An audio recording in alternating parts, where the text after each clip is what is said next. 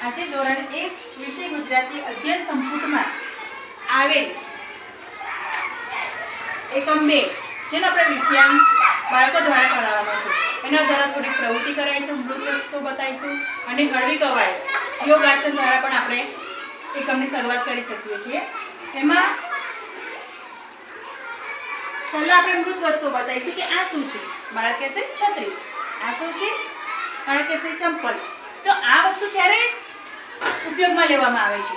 બાળક કહેશે કે વરસાદના સિઝનમાં, વરસાદ પડે ત્યારે।